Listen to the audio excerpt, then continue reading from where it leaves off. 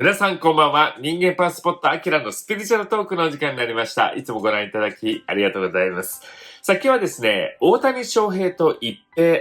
スピリチュアル的に何が起こっているのかということでお話ししていきたいと思います。このチャンネルではスピリチュアルをより理解して自分の直感力を高めて、そして人生に開運スピリチュアルを引き連れてくる、そんな内容のことをお話ししていますので、興味ある方は最後まで見ていただき、チャンネル登録もお願いいたします。さあ、大谷選手の元通訳だった、一平氏が、違法賭博にね、関与されていたということですごく問題になっております。まだまだ真相は明らかにされていませんので、これからまだまだ続くという感じになるんでしょうが、この大谷選手へのですね、やっぱり心理的なショックっていうのはかなりのものだったと思うんですね。彼っていうのはすごくポーカーフェイスというか、あまり外に出さないような気がしますが、実は彼の内ではですね、やっぱり今回のことはすごく傷ついたり、自分の中で大きなショックとして起こっているわけです。はい。自分の中ではですね、どうしてこんなことが自分に起こってしまうんだろう。彼には本当に関係のないところで起こっているような問題ですからね。だから、そういうふうに強く思っているわけなんです。はい。でも、こういうふうにですね、スピリチュアル的に見ると、やはり今回起こっていることっていうのは、大谷選手にとってもすごく意味があったり、サインであったりするわけなんですね。はい。ということで、今日はですね、3つのこと。まず1つ目は、このことがですね、大谷選手に学びと警告を与えているということ。そして2つ目は、神様からですね、助けが来てますよということ。そして3つ目、これから大谷選手とその一平氏はですね、どうなっていくのか、そういうようなことをお話ししていきたいと思います。では、まず1つ目。一つ目、大谷選手のですね、学びと警告ということなんです。これはどういうことかっていうと、もちろん今回、大谷選手というのは、自分はですね、賭博をしてなかった、ギャンブルをしてなかったということで、悪いことはしてないんですけども、やはりこういうふうに巻き込まれてしまったわけなんですね。スピリチュアル的に見ると、この巻き込まれるっていうことは、やっぱり大谷選手にもすごく意味があるし、メッセージ的なものがあるということなんですね。で、それがですね、一つ目、どんなメッセージが来てるかというと、やっぱり大谷選手も人間だってことですね。どういうことやねんってことなんですけども、やっぱり大谷選手っていうのはですね、やっぱり自分の感情とかエネルギーをコントロールするっていうことに結構長けてるわけです。はい。だから、すごくああいうですね、ちょっと人間離れしたような結果を出すことができるということなんですけども、やっぱり人間だっていうことなんですよね。だから、そういうふうにですね、人間として、やっぱり調子に乗ってしまったりするっていうことが多いわけなんですね。僕から見てると、大谷選手っていうのはすごく頑張ったり、良い結果を出そうとか思ったりすることですごく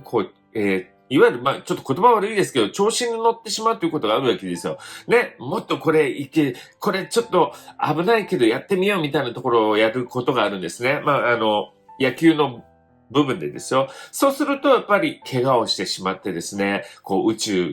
神様が、もうちょっと休みなさい、やりすぎじゃないですかっていうことを彼に教えたりしてくれてるわけなんですね。で、今回の事件も同じような感じなんです。やはり彼っていうのはですね、すごくわーっともてはやされてですね、すごく大人気が出てきます。そして、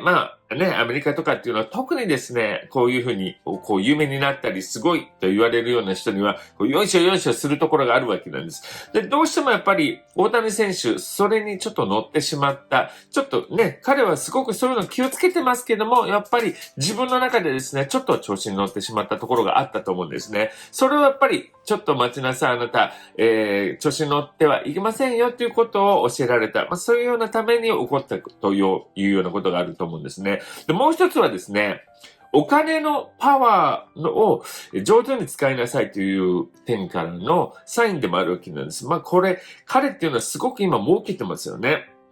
で、こういうふうにですね、お金っていうのはすごく強いパワーなので、たくさん入ってくるとですね、それをバランスよく使ったりしないといけないわけです。ね、エネルギーを分散させないといけないということなんですね。で、例えば寄付されるという、ね、アメリカのお金持ちっていうのは寄付をしたりっていうことでですね、入ってくるものにちゃんと使うというもので、良いものに使うということでバランスを取ったりするわけなんですが、それがですね、彼もすごく寄付をするとかですね、グローブを子供たちに送るとか、そういうことはやられてたんですけども、入ってくるものが大きいので、やっぱりもっともっと何か還元するものっていうのが必要だったのかもしれないですね。そのためにですね、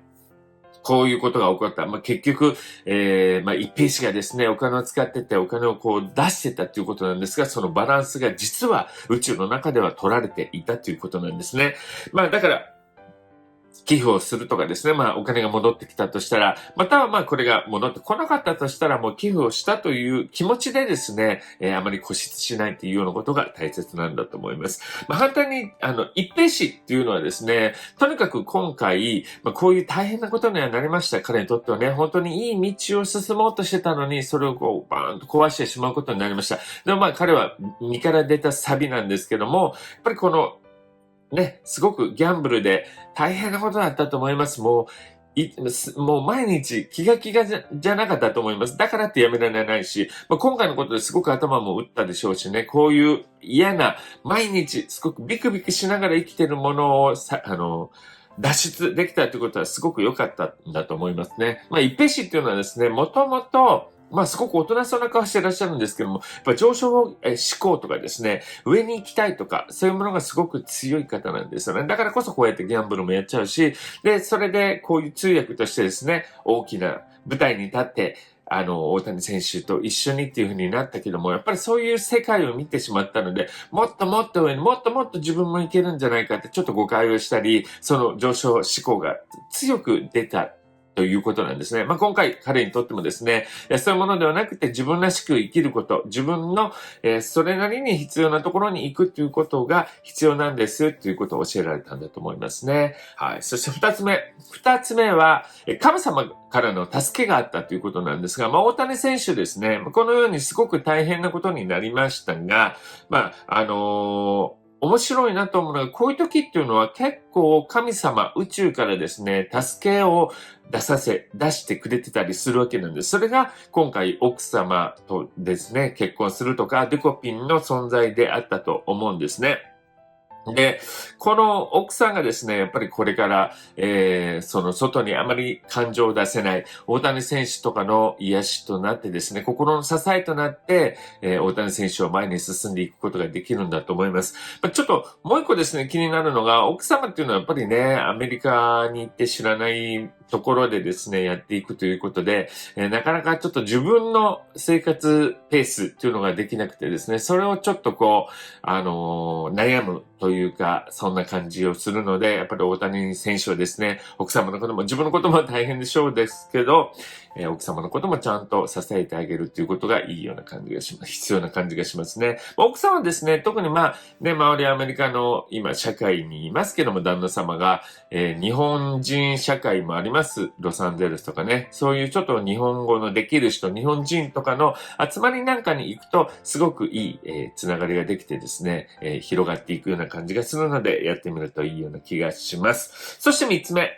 目、これからの二人はじゃあどうなっていくのかということなんですが、まず大谷選手はですね、この賭博問題が落ち着くまで、やっぱりなかなか、自分はもう大丈夫だ。一平氏はいなくなってもう関係ないと言ってもですね、やはりちょっとざわざわ心がして落ち着かない状態が続くと思うんですね。僕前の動画でですね、大谷選手がこのシリーズ始まってから3ヶ月間ぐらい、なんか調子が出ないっていう風に、言っていたんですけども、多分それはこのことだと思うんですよね。やっぱり心がざわざわしていてですね、いつもの彼らしい